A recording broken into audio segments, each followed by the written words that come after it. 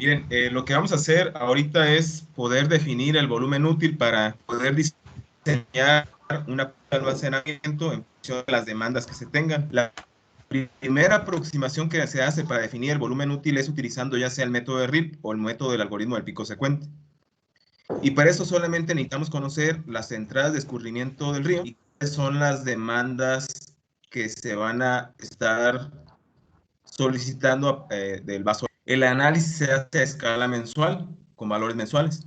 Es decir, que serían los volúmenes de escurrimiento mensuales y serían los volúmenes de extracción de demanda mensual de la presa. Y con eso podemos definir cuál es el volumen útil que necesitamos para estar satisfaciendo esas demandas. Y es lo que estamos haciendo con el método de RIP, que, bueno, el método de RIP lo vamos a aplicar cuando tengamos, pues, unas demandas constantes unas entradas en el río constantes en el tiempo, y el algoritmo del pico secuente lo podemos asumir cuando estas pueden estar variando en el tiempo, que en realidad, en la forma práctica, el segundo caso es el que más se presenta, ¿no? Las demandas y las entradas en el río van a estar cambiando y entonces casi siempre tendremos que hacer el trabajo utilizando el algoritmo del pico secuente. De Profe, hecho, ¿sí? en este de Ripple, las entradas, la que dice entrada parcial, es multiplicar lo que a nosotros nos dé en lo de cálculo de uso consultivo por el coeficiente de escurrimiento que obtuvimos cuando hicimos el cálculo de la cuenca. No, sería lo siguiente: ustedes tienen el volumen que les demanda el uso consultivo, ese es un volumen mensual, y eso es la demanda que ustedes tienen. La entrada sería la precipitación mensual que tienen en su cuenca, la media mensual, multiplicada por un coeficiente de escurrimiento y por el área de la cuenca, y eso les da las entradas por escurrimiento. Ah, ya, ok.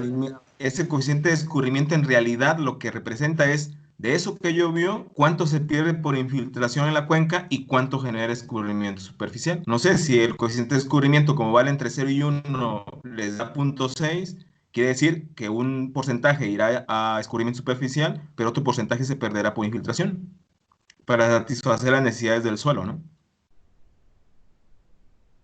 Bueno, si abren otra vez su hoja de Excel para ir a la hoja de Excel y continuar el cálculo, y abro acá mi hoja de Excel.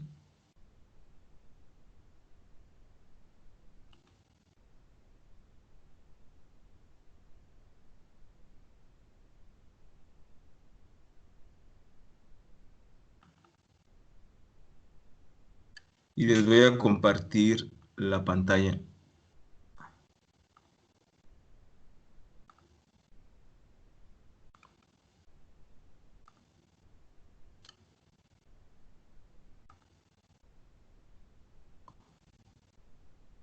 Ahí pueden ver mi pantalla. Sí. Ya pueden ver la pantalla compartida. Sí, ya se ve. Sí. A mí me aparece, Sí. pero... Ah, ya. Sí, ya aparece. Ya aparece. Ok, miren lo que les explicaba es esto, ¿no? Aquí tenemos el dique aquí tenemos lo que será la capacidad útil y qué será el volumen útil y qué es lo que vamos a definir con el método que vamos a aplicar, que es definir ese volumen que tendrá que haber entre el namo y el namino. Este volumen lo vamos a hacer una aproximación definiendo solamente en función de las entradas del escurrimiento y las demandas que tenga en el vaso. Como le mencionaba a Cristian, ¿cómo puedo determinar las entradas por escurrimiento del río a la presa? Pues va a ser utilizando la precipitación mensual, esa precipitación mensual multiplicarla por el coeficiente de escurrimiento y por el área de la cuenca, y con eso sé cuánto aporta de escurrimiento el río. Y las demandas, pues pueden ser, si es solamente para uso agrícola, el uso consultivo; si es agua potable, además del uso agrícola, sumar todos esos volúmenes hasta definir las demandas totales. Es decir, que estas demandas podrán ser uso consultivo, agua potable, uso para industrial, o los diferentes demandas que se tengan, ¿no? Entonces, nada más haciendo esta aproximación, aunque sabemos que en realidad hay más entradas y más... Por ejemplo, otra entrada podría ser la precipitación que ocurre en el vaso, y otra salida puede ser la evaporación que se presenta en el vaso de almacenamiento. Pero como son menores, a diferencia de lo que es la entrada por el escurrimiento del río y lo que es la demanda por el uso, pues es una aproximación bastante cercana a lo que ya vamos a tener del funcionamiento del vaso, ¿no? Después vamos a ver ya el método para hacerlo más exacto el funcionamiento del vaso. Entonces, con esto voy a abrir así la hoja de Excel para mostrarles el cálculo, ¿no? Lo que estábamos haciendo. Si no recuerdo mal, hasta aquí habíamos llegado a tener la gráfica solamente. Teníamos las demandas mensuales, teníamos la demanda acumulada, las entradas acumuladas y las entradas parciales. Entonces les pedí que hiciéramos un gráfico donde colocáramos las demandas acumuladas en el eje de las Y y en el eje de las X las fechas. Y después agarramos las entradas parciales, hicimos las acumuladas y obtuvimos un gráfico que ya no era una línea recta, sino que iba siendo como un tipo gusanito, ¿no? Bueno, estos gráficos que tenemos aquí son las demandas acumuladas y las entradas acumuladas. Si quieren a este le podemos colocar aquí de título volúmenes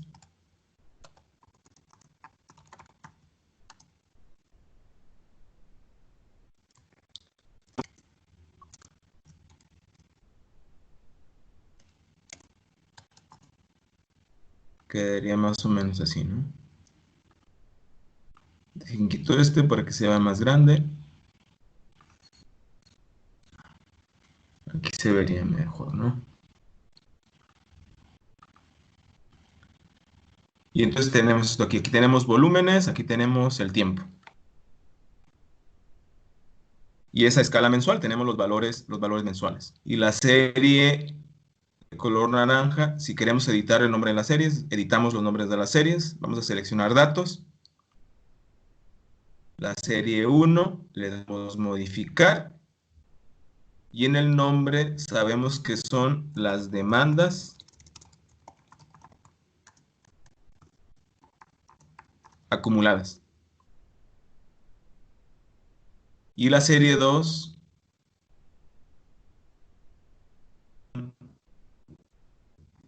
las entradas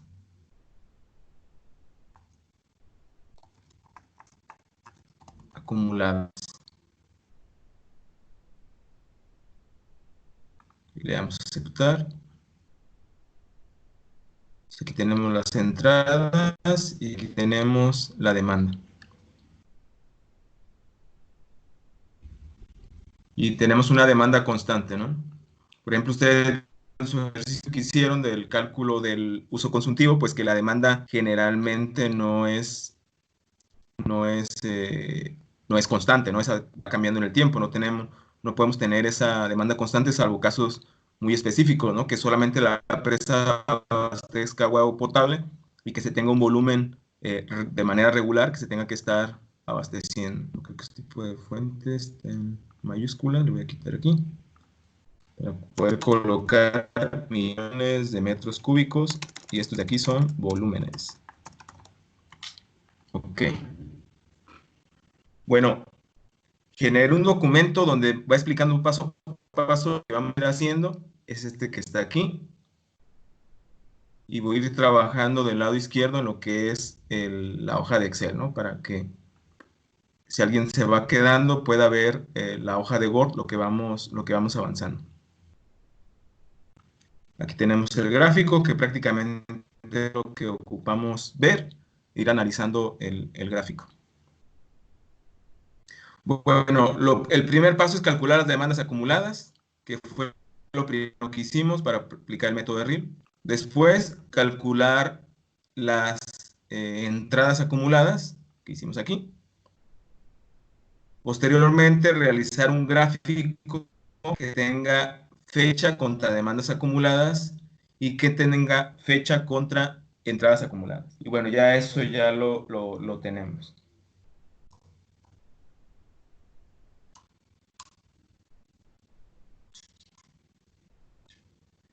Después nos pide identificar como puntos A, B y C, puntos de cambio de pendiente en crestas y valles de la curva de entradas acumuladas. Es decir, que en esta curva identifiquemos como A, B y C aquellos puntos que son puntos de cambio de pendiente. Entonces, para poder hacer eso, vamos a colocar con los que, si lo editamos aquí, le damos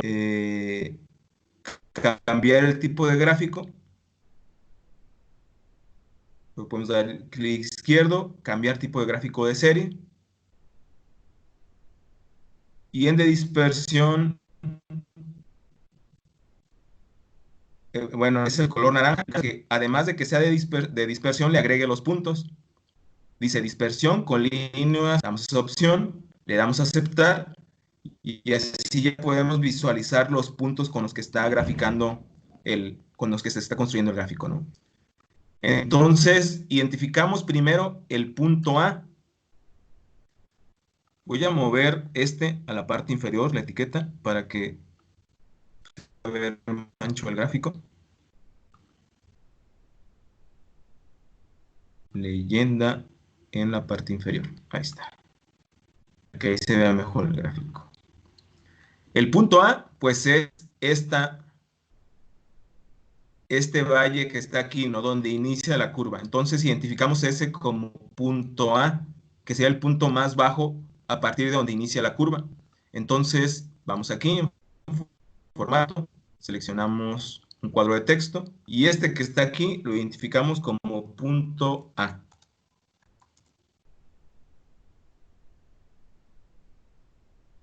Y ahí estaría identificado, ¿no? Lo voy a colocar con negritas. Le voy a quitar en formato de forma, le voy a quitar el relleno para que no oscurezca la línea, y quedaría más o menos así.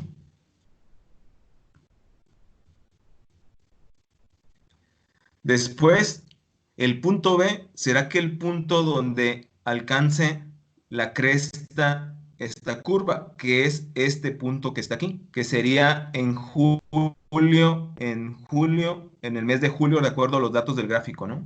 Julio 18, donde vale 2200.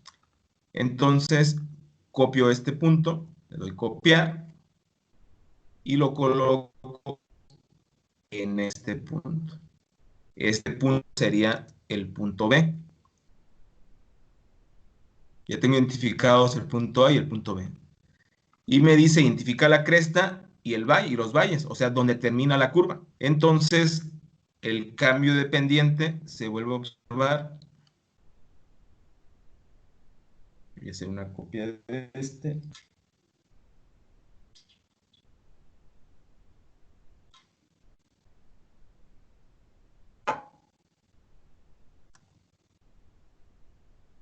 Y lo voy a colocar aquí, ¿no? Aquí empieza a cambiar la pendiente. Aquí se acaba, llega al mínimo y vuelve a subir otra vez.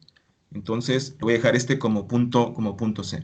Entonces, estos serían los tres primeros puntos identificados en la curva. Y estaría haciendo lo que me pide en el paso 5, ¿no? Identificar como A, B y C, los puntos de cambio de pendiente, crestas y valles en la curva de entradas acumuladas. Ya están aquí identificados. Después dice, traza una línea paralela a la curva de demandas en el punto B. Es decir, que una línea con esta misma pendiente tiene que pasar por el punto B. Entonces, podemos utilizar la línea de insertar, el formato de insertar línea. Puedo insertar una línea que tenga la misma pendiente que esta. Le cambio el color en formato. Y entonces esta línea con la misma la hago pasar por el punto B. Sería esta línea que está aquí, ¿no? Hasta ahí queda más o menos, todos van siguiendo el proceso. Yo me atoré un poquito, ahí voy. Si se van quedando, me dicen que los espere y los vamos esperando, ¿no? Ay, sí, porfa, un minutito nomás, por Sí, no hay favor. problema.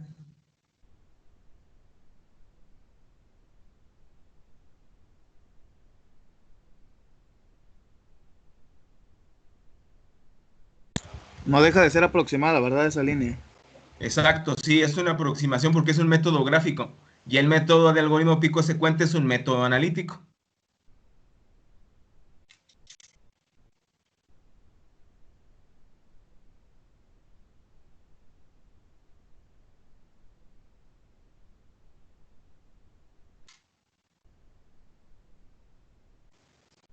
Ya, ahora sí, yo ya terminé. Gracias. Ok, entonces ya que tenemos esta línea tangente que tiene la misma pendiente de la curva de la línea de demandas, porque si vemos esta línea de demandas que está aquí, la voy a apuntar, voy a insertar, voy a colocar una flecha.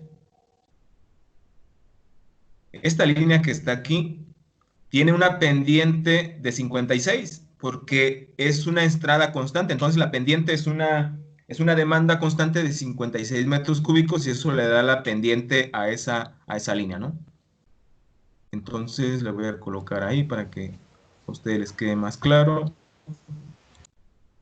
Esta es demanda de 56 metros cúbicos por segundo. Y Profe, en dado esa, caso de que, como dice, no es constante esa, en este caso, pues porque es un ejemplo. Pero si no exacto. es constante, ¿qué pendiente vamos a utilizar ahí? Si no es constante, hay que irse al algoritmo del pico secuente. Y no se puede Ah, utilizar ok. el diagrama de arriba. Ah, ok. Así es, Cristian. Bueno, ya estamos en este punto, lo voy marcando de rojo, los que ya vamos haciendo, vamos hasta aquí. Y ya hicimos el de la P.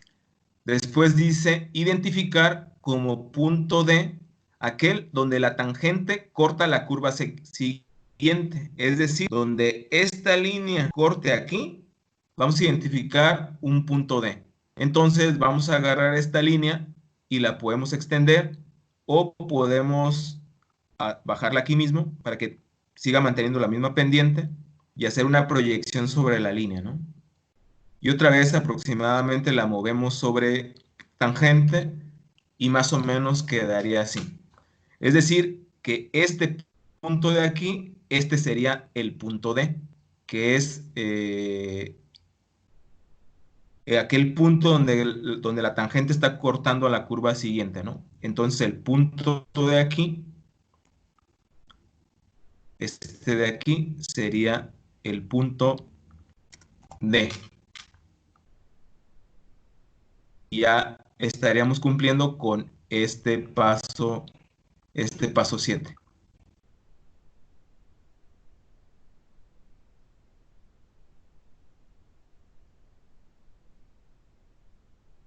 Hasta ahí todos van todavía siguiéndonos.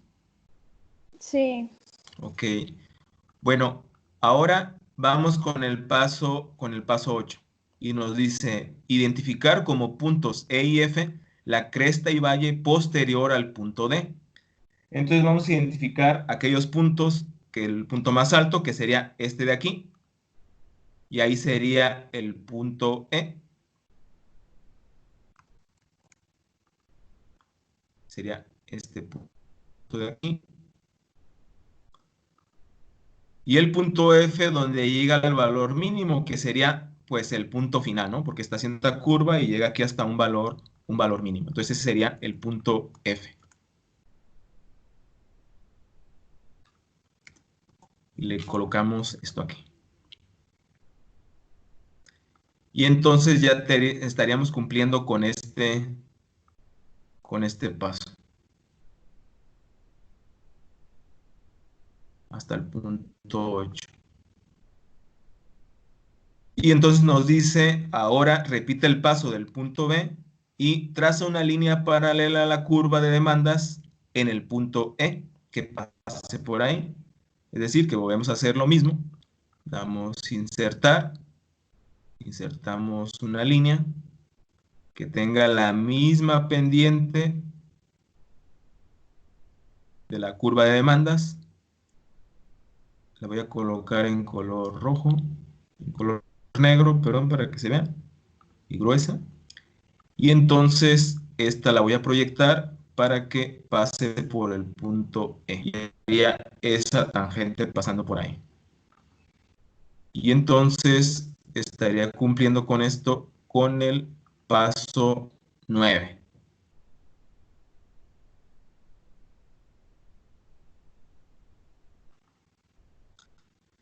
Y ahora, si ya terminamos de colocar o hacer este análisis, si los datos siguen, si recuerdan, revisamos los registros, tenemos 1 año, 2 años de registro. Es decir, que si tuviéramos 20 años, el proceso se sigue repitiendo, porque se van generando curvas y crestas porque pues las crestas son la época de lluvia, cuando hay más escurrimiento, los valles son la época de estiaje o de sequía, donde hay menos precipitación y menos escurrimiento, por lo tanto.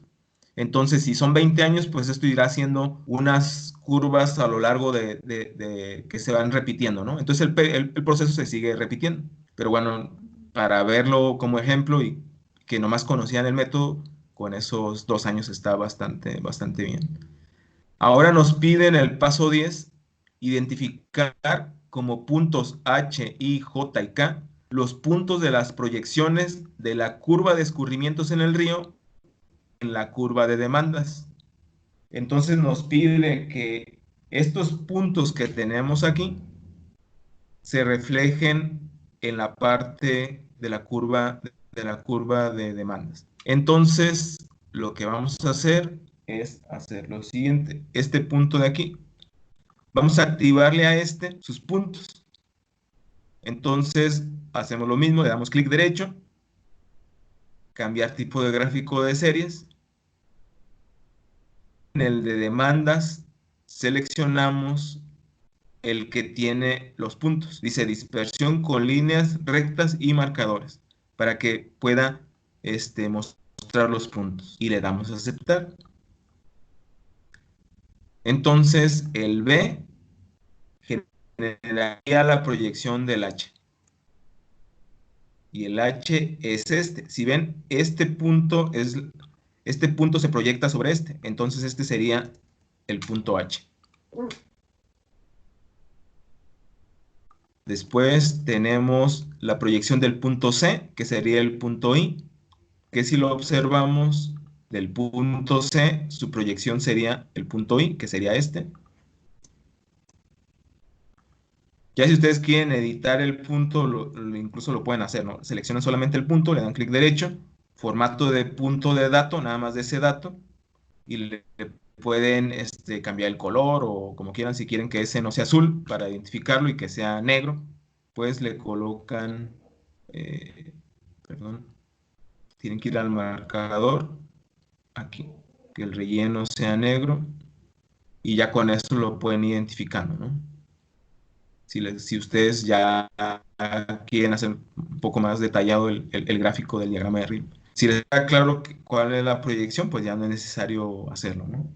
Después tenemos la proyección del punto E, que sería el punto J.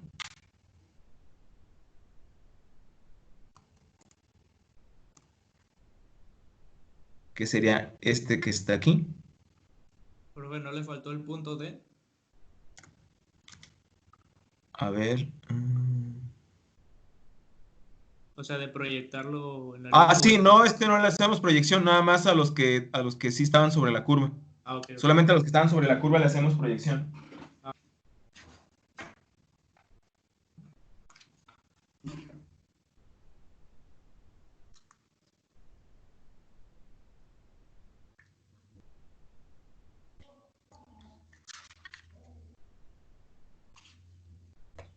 Y entonces ya finalmente colocamos el punto Q, que sería la proyección del punto. Al punto A no le colocamos porque prácticamente ahí inició el gráfico, ¿no?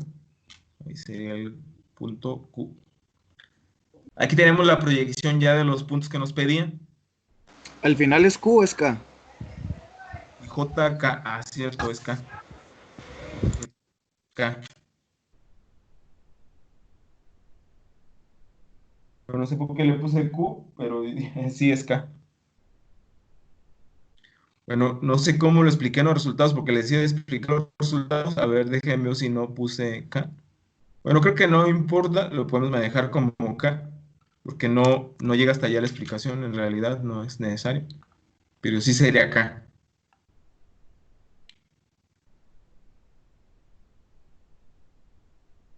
Bueno, ahora sí. De estos resultados que estamos analizando, ¿qué es lo que nos va representando en el comportamiento del vaso de la presa si tuviera el escurrimiento del río este comportamiento y tuvieran las demandas solicitadas al vaso este comportamiento, ¿no? Bueno, vamos a verlo por puntos para que quede más claro. Yo aquí hice una síntesis más o menos describiendo los resultados para que quede más claro. Si observamos entre el punto A y el punto B y comparamos la pendiente que tiene la curva de demandas y la curva de entradas, la curva de entradas tiene mayor pendiente que la curva de entradas. ¿Esto qué significa? Que las aportaciones al río son mayores que lo que estoy necesitando yo de demandas del vaso. Entonces, los niveles en el vaso pues empezarán a subir con esto. Y entonces llegará un momento en que si se llena el vaso, pues se va a entrar el de agua, va a salir por el vertedor. ¿Cómo podrías saber cuánto volumen se derramó? Pues bastante fácil. Sería colocar una cota, lo haríamos así, en formas, esta que sirve para determinar cotas, y poner una línea entre el punto B y el punto H.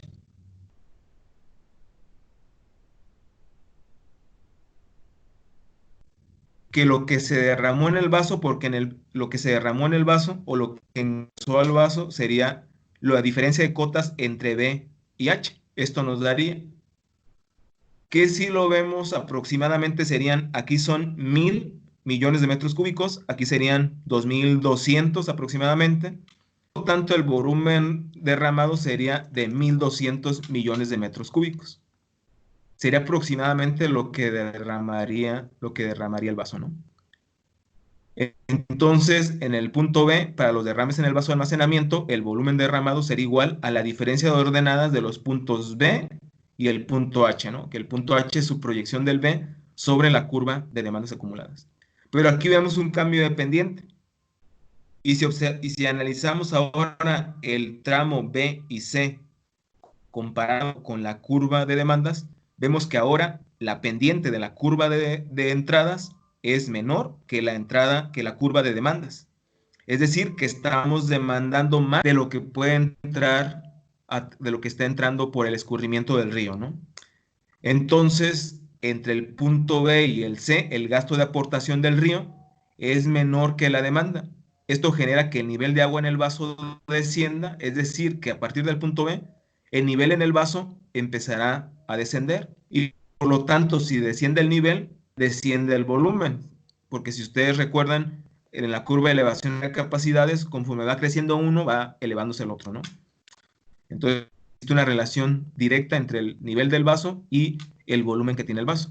Entonces, aquí va a ir disminuyendo el nivel del vaso, va a ir disminuyendo, hasta que alcanza un valor mínimo, que es el punto C, donde alcanzó ese valor mínimo el vaso, y por lo tanto, el volumen mínimo y por lo tanto, la elevación mínima. Bueno, en el punto C, el embalse alcanza el nivel mínimo en el vaso durante todo el periodo analizado. Bueno, si estuviéramos haciendo el diseño, ese sería el namino. Este nivel de aquí sería el namino, donde estuviera en este punto, ¿no? Para ese volumen. ¿Cómo lo podríamos saber si nomás tenemos el volumen? Pues tendríamos que ir a su gráfica de elevación de capacidades y vincular ese volumen a qué elevación debería estar, y ese nos definiría el namino. Bueno, la máxima diferencia entre el volumen de aportación y el de demanda del punto B al punto C está dado por la diferencia de ordenadas. Es decir, que yo puedo trazar ahora una línea que haga esto. Del punto C a donde toca la curva proyectada, este de aquí. Y esta es la diferencia que existe, ¿no? Entre el que se llenó y que llegó a un valor mínimo. Esta sería la diferencia, ¿no? La diferencia de ordenadas entre B y C. Esto es lo que tardó en llegar a un volumen mínimo.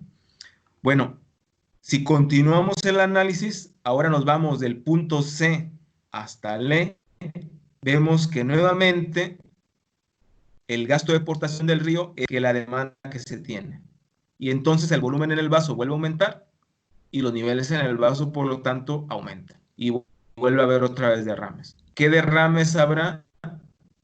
Pues lo que haya entre la diferencia de cotas entre C y E es el volumen que se está derramando en la presa. Bueno, en el punto C se tendría el namino. En el punto D, la presa vuelve a estar llena. Es decir, que aquí alcanzó el mínimo y aquí se volvió a llenar la presa. Como aquí todo el volumen que aportó el río de aquí hacia acá, lo está sacando por el vertedor la presa. Lo está sacando por el vertedor. Hasta que llega un punto donde empieza a descender el volumen y por lo tanto empieza a bajar el volumen en el río. ¿Por qué? Porque la presa no puede almacenar más del volumen que puede. Solamente llega a cierto volumen y a partir de ahí todo el excedente lo empieza a sacar por la obra de excelencias. Bueno, ¿cuál sería el volumen útil? Eso es. Bueno, ya nomás faltaría analizar el último tramo, que sería del punto N adelante, el gasto de aportación es otra vez menor, de E a F, otra vez el gasto es menor y vuelve a disminuir. El volumen útil, esa es la cuestión del problema, ¿no? ¿Cuál es el volumen útil? Bueno, solamente analizando estos 2 años que tenemos aquí, el volumen útil, este valor, la diferencia de cotas entre B y C, ese sería el volumen útil mínimo necesario para que no hubiera déficit en la presa. Ahora, esto es para este periodo, pero tendríamos que comparar si este valor no es mayor que el de acá. Si el de acá es mayor o el de 5 años adelante es mayor, ese es el que regiría como volumen mínimo necesario. El máximo de las diferencias de cota entre cresta y valle para cada uno de los años que se va repitiendo. Entonces, más o menos podríamos sacar aquí con la diferencia de cota, sería, no sé, el punto B tendría, vamos a ver.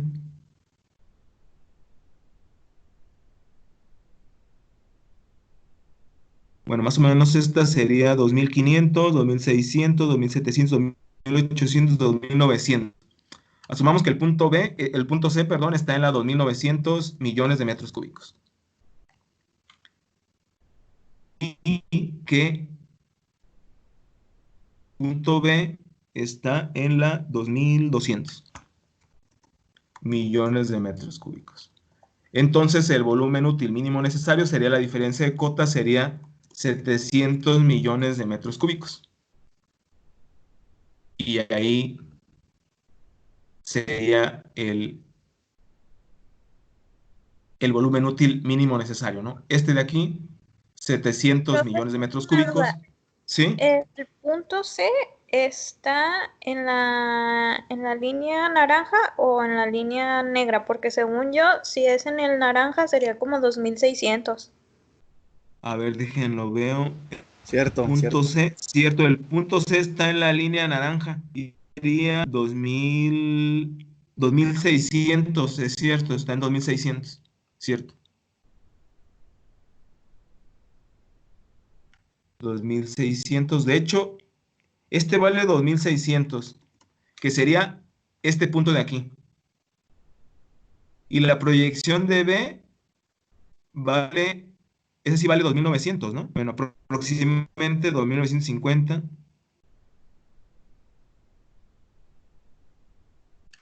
2950 sumamos, que sería, lo que estamos sacando del volumen útil, lo voy a indicar para que quede más claro. Miren.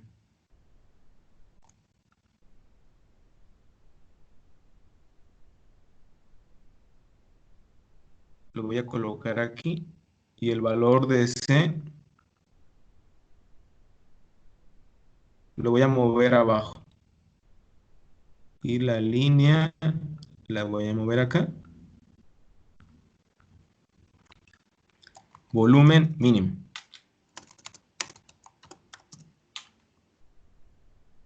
el volumen útil mínimo necesario, ese min,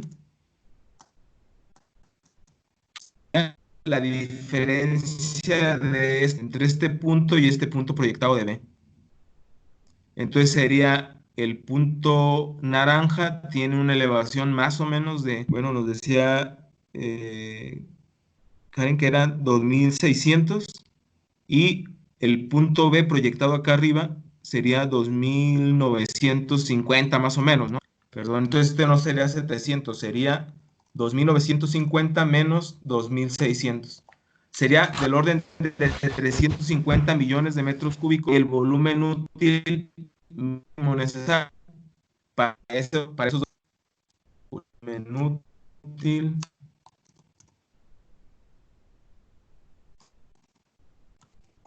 de ese orden sería el volumen que necesitaríamos para poder satisfacer las demandas en la época de estiaje.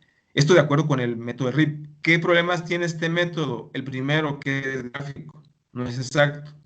Entonces no nos está proporcionando pues valores exactos, ¿no?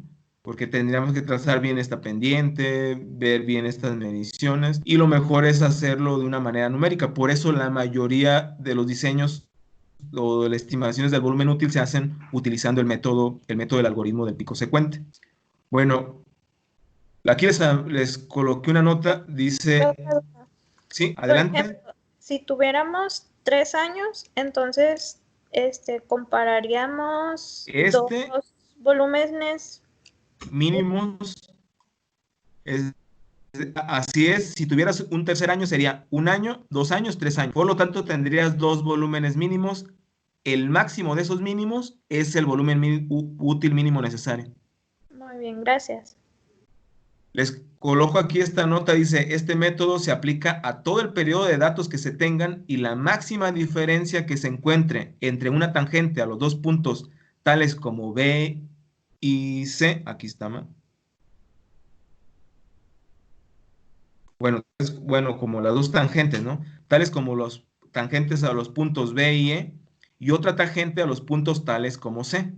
Es decir, que eso nos va a dar el volumen útil mínimo necesario. En este caso nomás tenemos 2. Si tuviéramos otro año, como indica Karen, sería otro min. Y la máxima diferencia sería el volumen útil mínimo necesario.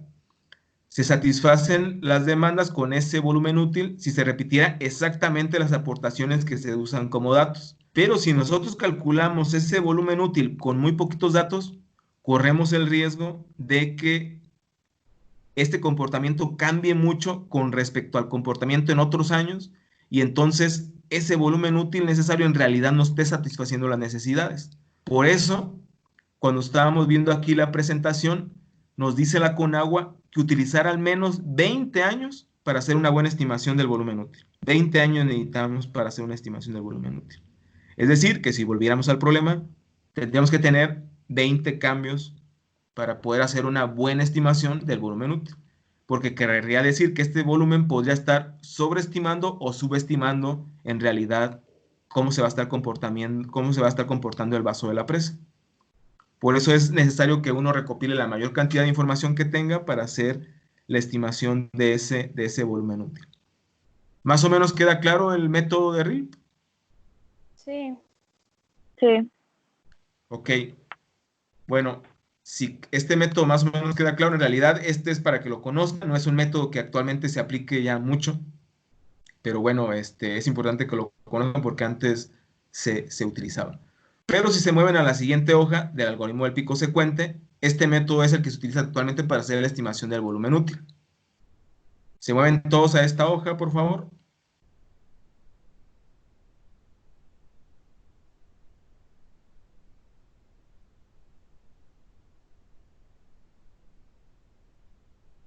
De todos modos, el documento de Word se los convierto a PDF y se los adjunto ahí en la plataforma. Lo tengan del proceso que seguimos para el análisis con el algoritmo, con el método de RIP.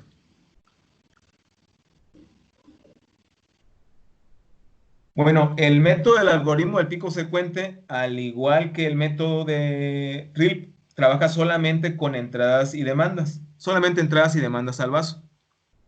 Pero aquí vamos a tener que hacer un análisis de acuerdo a cómo nos marca el procedimiento que está aquí.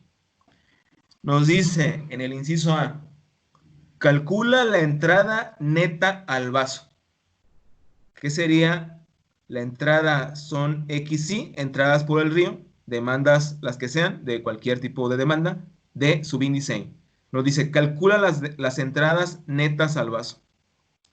Y nos dice que la entrada neta va a ser XY, la entrada, menos la demanda. Y le dejamos el signo con el que dé. Y hacemos el cálculo para los 2 años que tenemos aquí de todas las entradas netas al vaso. Si ven, unas son positivas, ¿qué significan? Cuando son positivas, pues que la entrada es mayor que la demanda. Son negativas, tenemos una demanda mayor que la entrada, que es lo común, ¿no? En una empresa que se tenga ese comportamiento. Si ven qué pasa con las demandas no son constantes, las demandas van a estar cambiando en el tiempo, al igual que las entradas. Entonces el diagrama de RIL, pues aquí ya no sería aplicable. Ahora, ya tenemos esto de aquí, ya calculamos las entradas netas al vaso. Después nos dice, calcula la entrada neta que se va acumulando en el vaso. Entonces venimos aquí y le decimos, bueno, este es este valor, menos 100.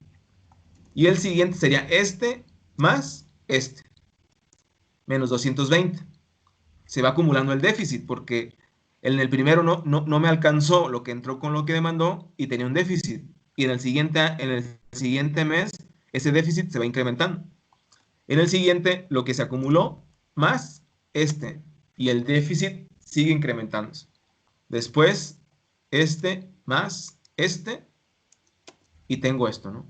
Lo voy a hacer para todos ya que quedó más o menos claro el proceso, hasta llegar al final. Y entonces tenemos este comportamiento, unos negativos, hasta que llegue y se convierte aquí en unos positivos, otros negativos y otros positivos. Y entonces ya está hecho este análisis. ¿Hasta aquí todos van? Sí. Sí, Sí. todo bien. Sí. Ok, bueno, ya que tenemos este análisis, nos piden el inciso C, dice, identifica el primer pico, que sería el valor máximo.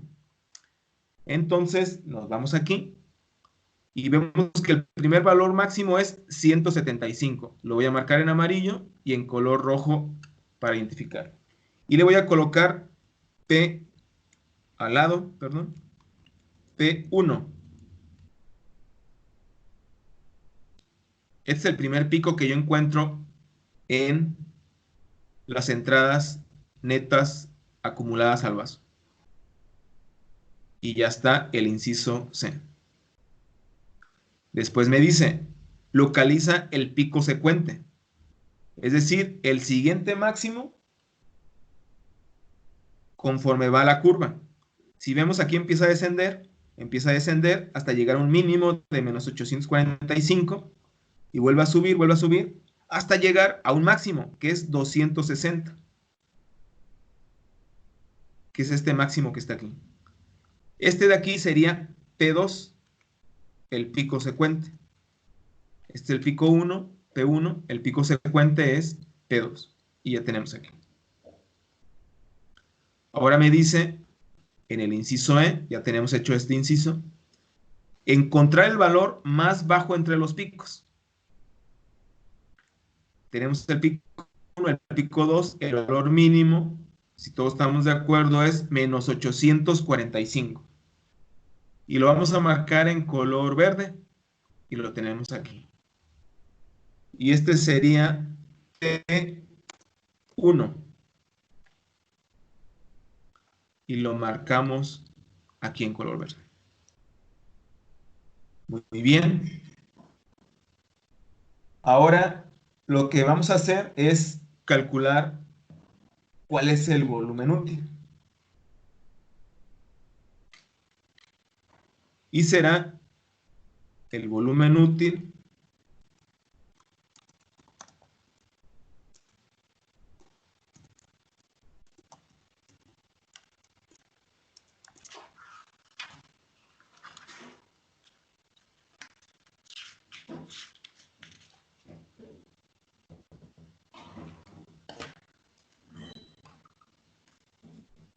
será la... Bueno, lo voy a colocar aquí. Bueno, lo voy a colocar como una ecuación, creo que queda más fácil. Voy a dar insertar, colocarles una ecuación.